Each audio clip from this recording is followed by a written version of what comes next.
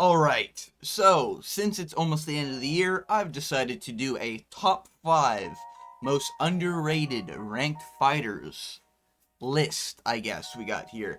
Now, for the context of this, they have to be ranked, they have to be within top 15, champion included, and basically what I'm going by underrated is, I feel like a majority of the community is putting these people at a lot lower odds than they should be in specific fights, mainly maybe against the champion, maybe against other fighters above them in the rankings, that sort of conversation we're having here.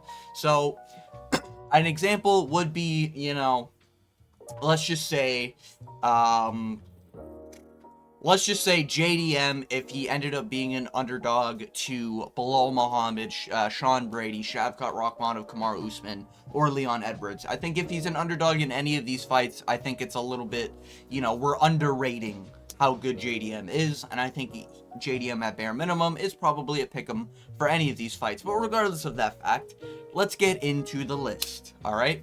Now, I will start with an honorable mention, and that honorable mention is pretty important. I did organize this, I believe, by weight class, so we're going to be doing the lighter weight classes up to the higher weight classes.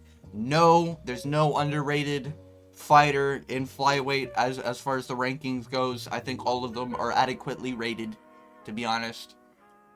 None of them are getting past Pantoja. Yeah. Anyways, bantamweight, similar story, I'm not gonna lie. I think everyone's relatively adequately ranked, except for Umar, but that might be an overrated topic. But we move on to the first one, the honorable mention, sorry. Edson Barboza. Now, he is just barely squeaking in the rankings here at 15. And I do think Edson Barboza, aside from his last performance, is still one of the more dark horses of the division, if you will. Only 38 years old, you would have thought this guy's probably 41. Pretty decent height at 5'11 for featherweight. But I think what really makes it interesting, oh my god, he's fighting Steve Garcia. I didn't even know that. Anyways, what makes this interesting for me is that when he did KO Billy Quarantillo, it was a sick-ass KO. And when he fought Sadiq Youssef, this is arguably one of my favorite fights of all time, only because we got to see the old head versus a new blood, and the new blood was supposed to be the next old head. He was supposed to be the next Barbosa, is kind of the narrative people had. And if you say no, you're just wrong. I'm sorry. Go back in time. You'll understand. But yeah, Sadiq Youssef, when he was coming up, a lot of people were like, Sadiq Youssef's kind of just like the better Edson Barboza. And Sadiq Youssef ended up getting a 10-8 in round 1. Arguably could have stopped the fight, but because Edson Barboza was tough enough, he ended up getting through the next 4 rounds in the main event, dominantly knocking down Sadiq Youssef, getting him into submissions. And if you watch the fight, it was just a spectacular performance from both of them, but mainly Edson Barboza. He really did show that the old guard might still be here. Now, the reason why he's an honorable mention is because this Lerone Murphy fight made me think it was Vicente Luque versus fucking Joaquin Buckley. I swear to God, I thought Edson Barboza had brain bleeding going on here. I have no idea why he just wasn't throwing kicks, wasn't doing anything spinning. I don't think he threw a single spinning strike. He literally just did jab crosses. And you can say, oh, it's because Lerone Murphy's got the pressure and, well, he's got the takedown threat. No. I promise you that wasn't it. Because Lerone Murphy, his stance is sort of like a karate stance. A little bit of Wonder Boy, a little bit of Henry Cejudo in him, where he's got his leg always out, and it's always asking to be kicked. It is a free leg kick every single time he leaves it out. We've seen in his previous fights that it's a free leg kick every single time. And if we're worried about the takedown or grappling threat, Lerone Murphy, if this wants to load, I watched the Gabriel Santos fight live. I genuinely, it was with a buddy of mine as well. We both thought, oh, Lerone Murphy just lost. Kind of sucks for Lerone Murphy, is what it is. He didn't look that bad, but, Gabriel Santos, he was just ahead of him slightly. I guess they just robbed Gabriel Santos, and now we look how good that ages Gabriel Santos is. I think he lost one and then he's won one, whatever the case may be. Regardless, in my opinion, I think Lerone Murphy fucking sucks. But that's an overrated topic.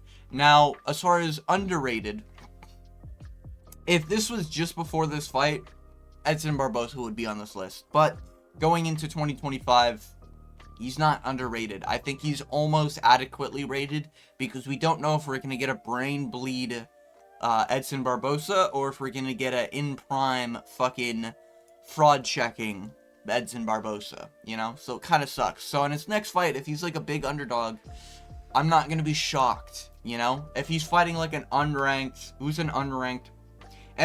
Steve Garcia, for example. If he's an unranked, or sorry, if he's fighting Steve Garcia and this is something like he flipped to a dog, I'm not going to be that surprised, just saying. But yeah, regardless, he is my honorable mention. If you pick him as an underrated fighter, I'm not going to go against it, but I'm not really agreeing with you either. Anyways, moving on. We have the real pick. Arnold Almighty fucking Allen. Now, I know he went on a bit of a skid here, but he was also on kind of a insane fucking tear before entering the UFC, and then once he got into the UFC, kind of an insane UFC tear. But then he fought the Max Holloway in prime. You know what I mean? Made it very close, did get knocked down in the final finishing sequence, but obviously as a fighter, you're not like, you know, oh, if there's another minute, he's getting knocked out. No, he kind of did that because there was kind of 10 seconds remaining, you know? So Arnold Allen did make it kind of close. If you go back and watch that fight, you could probably argue 3-2 max instead of a 4-1, which I think is what the scorecards read. I thought it was pretty close, and I think this was just a case Arnold Allen had to fight his hero. He mentioned it in the build-up, Arnold Allen. Yeah, you know, I meditate a lot, man. You know, I just sit there, I stare at the screen, I like staring out outside, man. Yeah, you know, I chill, you know, I do some meditation, you know. Arnold Allen seems like a good kid. He seems like he's the kid who's always got the sticker from the teacher on his shirt, you know what I mean? Like, he's always that golden child of the classroom, you know, always the good kid, bringing the apple, you know, doing that type of shit. But I do think this was just, he had to fight the teacher, you know? And the good kid with the golden apple, or the golden sticker and the, you know, apple giver, he doesn't really like fighting the teacher, you know? So I think that's kind of what this was. And it does kind of suck because, you know, it is just a big halt in the career here. The Mozavar Evloev fight, I actually do think was a robbery. I'm just being honest. I think Arnold Allen should have got that TKO. Under the current rule set, he would have got that TKO because to be a grounded opponent, you need an actual body part on the floor, aka like the knees, aka like the stomach, aka the back. I don't know if the head counts. I think it might. But regardless, new rules. Arnold Allen would have won. Regardless of that fact, Mozavar didn't have a weight-bearing hand, which was the rule at the time. He touched the ground, got kneed in the head, was getting whoa, whoa, whoa, you know? And then the ref is like, whoa, whoa, whoa. He touched the ground. That's illegal. No, it wasn't. He was about to get knocked out. Arnold Allen got robbed of a fucking knockout. Regardless of that, even if you go by rounds, I think he had a point deduction and that's why he lost. Regardless though, he should have won the fight. He was outlanding, he was doing well on the feet, and Mozavar kind of just had a little bit of grappling success, and that was about it. Didn't really do much with it. There was at one point where Arnold Allen got put to a knee. I'm just going to say that's off balance. We're not going to count that as damage. But yeah. No, I do think Arnold Allen's really underrated. I think in the Giga Chikadze fight, a lot of people are picking Giga because of Arnold Allen's stint, whatever you want to call it. But I think he's still really good, you know? I do think he's still really good. I do think that the fans are probably going to have Arnold Allen. Like, if Arnold Allen fought Brian Ortega, I think Arnold Allen should be the favorite. I think he is better than Brian Ortega, you know? If Arnold Allen fought Yair Rodriguez, I could see Arnold Allen being put as an underdog, but I think he should be the favorite, you know? Now, Diego Lopez, oh, now we're getting a little too far, you know? But I do think there's matchups above him that he still wins, and that he still should be the favorite, in my opinion. That I think above him, a lot of people will put him as an underdog. That's why he's at my number 5. That's why I believe Arnold Allen is one of the most underrated ranked fighters in the current UFC. Now, moving on, we have just up a weight division. Rafael Fiziev, baby. Now, why is he here now that he's on a 2-fight losing streak? Well, for one, the Justin Gaethje fight was a close loss. Arguably won. Some people thought Justin Gaethje won based off that takedown. I don't think so. Justin Gaethje kind of won off damage. Fiziev, I guess Fiziev just has too much scar tissue on his forehead, and he got some cuts around the eye. It is what it is. It kind of sucks. You know, there's a lot of fights where if a cut doesn't happen, it's like, oh my god, he wins the fight. Sean Strickland, DDP, just saying. Stuff like that, where it's just like, it's clearly in favor of the other fighter. But he did get cut in each round. So you kind of do have to give 2-1 Gaethje. I get it. I do think it's really close, and I do think if you don't base it off the cut and you just base it off of striking, I think Fiziev is up a little bit, but I'd have to go back and rewatch. I'm not, like, gonna complain too much. Just a close fight. Regardless, Gamrot fight, he's looking really good. He got taken down, and he was getting to the cage, and we saw what Hooker just did to Gamrot. I think Fiziev does the same thing in a rematch. Now, the reason why this is KO knee injury, his knee blew out, and Gamrot acted like he just fucking won a victory royale on Fiziev's ass. That didn't happen, little bro. Now we see what happens when you actually face a loss. Regardless, Fiziev, I do think, actually whoops Gamrot in a rematch. The only reason why he's kind of underrated, in my opinion, a lot of people are taking steam out of him because of the Justin Gaethje loss and because of the injury. If he does come back from the injury, I am worried he might get a little bit of a fraud checked in his next fight. But regardless, he does have some solid wins. You know, since he got to the UFC, he was on a bit of a tear. What is that, 7-fight winning streak? Bobby Green is a really good fight, or a really good win, even though it's a decision. It's kind of hard to win a decision on Bobby Green. You know, just being honest. Smoked Brad Riddell. A little bit of a weird spinning wheel kick, but it works. And then he smoked RDA, which I guess looks pretty good because RDA made it close with Gamrot. But regardless of the fact, I do think Fiziev will still do well. I think there's still matchups that he should be the favorite in. Like going into lightweight here. Like, I don't know if Sarukian does genuinely beat Fiziev. That's just me personally. Oliveira, I think, could struggle with Fiziev in the way Fiziev's takedown defense was looking there.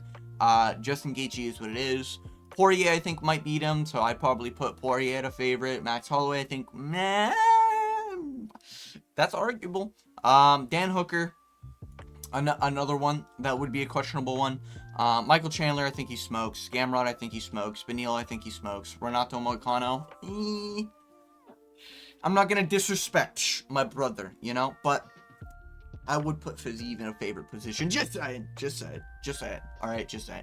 But yeah, that's kind of where I think Fiziev is. I think he is very underrated. I do think he should be the favorite in some of the matchups coming up, which he will end up being the underdog because of the injury, and I get that why. Or I get why. But I think it makes sense to put him here. Now, moving on to another one that's a lightweight that I've been preaching for years, and I don't know why people are fucking hopping off this train saying he's a free win in the division. Dan the Hangman Hooker. Now, this might be a little foreign to you now that Dan Hooker's got a little bit of tattoos, but yeah, Dan Hooker, similar record to Edson Barboza here. He just beat Gamrot, I thought, decisively. I picked Dan Hooker to beat Gamrot. Hey, if you're looking for picks, brother, all I'm saying is tune in to my YouTube channel, subscribe, click that notification bell. I daily upload. Hey, just saying. Anyways, but yeah, he whoops Gamrot. He showcased that he can whoop Jalen Turner, even though Jalen Turner's kind of a fucking weight bully. Beating Claudio Paulus, and, it is what it is. But mainly, we're looking at 2020, the end of 2022 and above. I think he's still fucking dangerous, man. I think he's a dangerous guy to fight, even though he's getting a little bit older. And I do think he's, does it show his age here? Yeah, 34. Even though he's 34, I think he's like a good 34, And I do think he has potential here. He is currently ranked number 6. He could do well against a Max Holloway, I'd probably put that as a pick 'em. He could do well in a Dustin Poirier rematch. That Dan Hooker that fought him was very much a gritty, let's get in the pocket and let's swing. This Dan Hooker is more of, I know how to win a round now, and I'm going to try to win the round, while going for a finish. That's what I like about this current Dan Hooker, and that's what we're kind of seeing, Justin Gaethje, another interesting fight. Charles Oliveira, I don't know. With the way Dan Hooker was handling Mateus Gamrot's dominant grappling, he was doing really well with the scrambles. He might be able to scram out of Charles Oliveira and give Charles Oliveira a run for his money, depending on Charles Oliveira's chin in that fight, Sarukian, another question mark. Even Islam Makhachev arguably should be the favorite, but by how much is what we're looking at here. That's kind of why I'm putting Dan Hooker here, because I do see a lot of worlds where Dan Hooker does very well in the top echelon of the division, even in his old age, And what is it called? CTE, CET, whatever fucking kickboxing that Adesanya, Volkanovski, and Dan Hooker are all from. I think this guy might be the next champion from there. Hey, just saying, Islam, you might want to start fighting a little bit more than twice a year or the same dude a year. Just saying. Anyways, now moving on to the next one. We have one in the next division. Someone I think is genuinely very underrated, but I get why, only because he's not that entertaining. And now, based off that description, you might think I'm saying, fuck, what's his name? I can't remember his name. But no, I'm not talking about this little fucking food party look-alike, tortilla look-alike, I'm talking about Sean Brady. Now, why is Sean Brady here? I think he's adequately ranked. Number 4 in the division, tied with JDM. Well, I think it's because he's only got one loss, and that's to Belal fucking Muhammad in a striking match. Don't like that. But he whooped Kelvin Gastelum. He's whooped Michael Chiesa.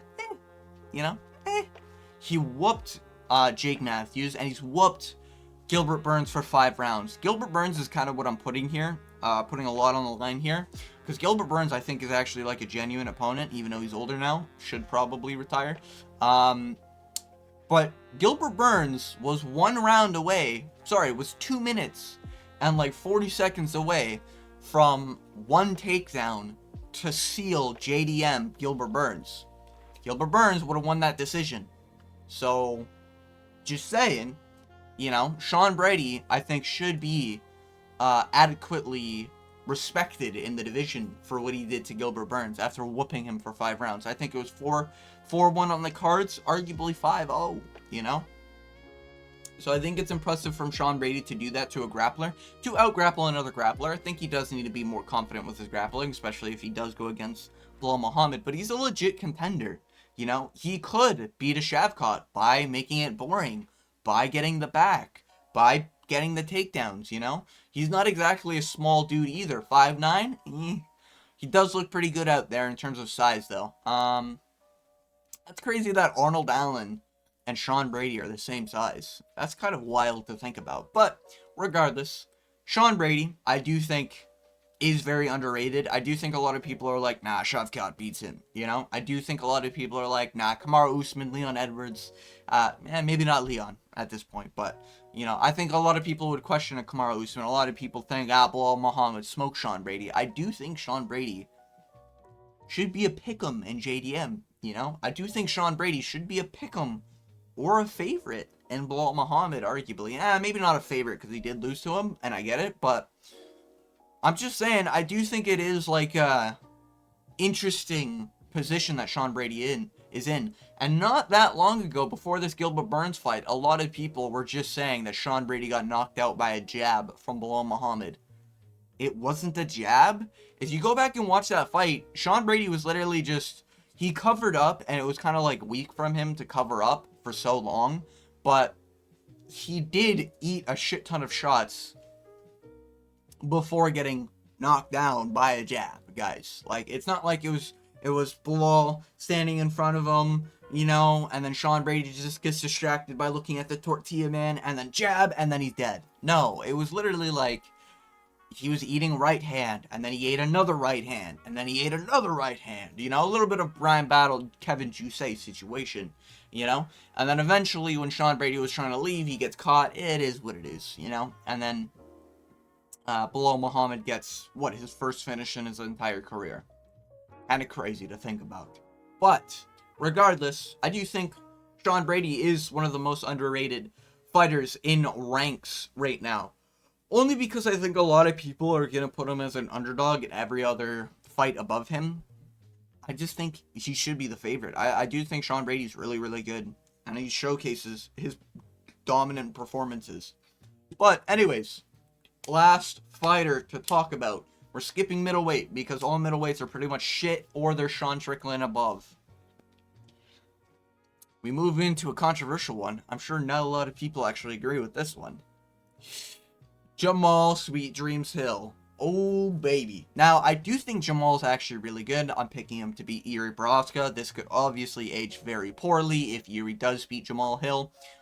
I think Jamal Hill has one of the best chins for, how do I say this without being racist? For his ethnicity, we'll say. Just saying. You know, he's got a never quit attitude. He's beat Ovince St. Preux, which John Jones took to a decision. Just saying. You know, he did lose to Paul Craig, but we know Paul Craig's magical ability that he gets stronger as his opponent gains levels of strength. So when he fights stronger opponents, he is just better than them. That's why he fraud checked Bo Nickel on the feet. Anyways, you know, smoked Jimmy Crute during a time where Jimmy Crute genuinely was supposed to be something. Smoked Johnny Walker in a better fashion than the great Magomed Ankalaev because Jamal Hill did it in round 1, and no one's mentioning it when we're talking about Jamal Hill. I know it's Johnny Walker, but still. Smoked Thiago Santos, smoked Glover Teixeira for 5 rounds, you know? And I think that's the big thing here. I think this Glover would probably cause problems in today's light heavyweight division, you know?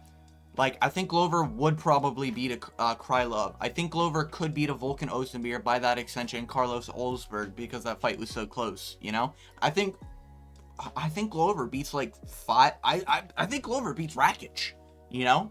Jan Blachowicz, you know? So, really, his last win, I think, beats everyone below him, and I think a lot of people are treating, like Khalil Roundtree just beats Jamal Hill. Guys, Khalil Roundtree's best fucking win is Anthony Smith. Let's not get that twisted, okay? You know, Rakic, I don't think stands a chance against Jamal. Jamal's actually got some pretty decent grappling that he showcased in the Glover Teixeira fight. But he does have just a run-you-down attitude, I guess we'll say. I think he could do well against Magomed Ankalaev. Arguably, I think he beats Magomed Ankalaev based off their last wins. You know, based off their last wins, not last fight. You know, and it wasn't that long ago that Jamal Hill was recently injured. He was only injured in 2023. We're just approaching. This is almost 2 years after injury. That's not that bad, you know? Actually, technically, less time. It'd be a year and a bit because it wasn't right after the fight he was injured. It was a little time after that he played basketball and tore his Achilles heel. But regardless, I think a lot of people think that, and this is a case where it's not, like, I don't know what the odds are for Yuri Jamal, but I'd imagine Yuri's probably the favorite. Maybe not, I could be wrong. But I imagine people put Ankalaev and Alex Pereira as a favorite against Jamal. I kind of understand why, but I think he arguably should be a pick'em. And then we have below, which I think he was a pick'em in the Alex Pereira fight. And then we have everyone below him, which is kind of what I'm looking at here, because normally we only need to look at up and how well he does against those people. But I think a lot of people think that fucking Azmat Murzakanov, Johnny Walker Volkan, Nikita Krylov, Carlos Ols. I think a lot of people think these people would just beat, yeah. I think those names right there are what a lot of people think would just beat fucking Jamal Hill. I see it all the time. Oh, bro, fucking Khalil Roundtree smokes Jamal Hill. What? No? Are you kidding me? Not only would Jamal be psycho enough to run down Khalil Roundtree, probably just fucking spooking Khalil, because once Khalil gets pressured, he is kind of a pussy. We've seen it in some of his fights. Can we not forget that Khalil fucking Roundtree got knocked out by Johnny Walker? Like, oh, Jesus, man. Honestly, sometimes, like, UFC fans just fucking forget that fight happens. But anyways, that was the narrative after Alex versus Khalil Roundtree. You know, that was just the narrative there, where it was just, oh, well, you know, Khalil Roundtree beats Jamal Hill. You know, oh, fucking Jamal Hill's lucky he stepped out of that fight. Are we dumb? I think this guy still beats fucking Khalil Roundtree. I don't know. That's my personal opinion. I think his win streak is impressive. I think his loss, he got caught.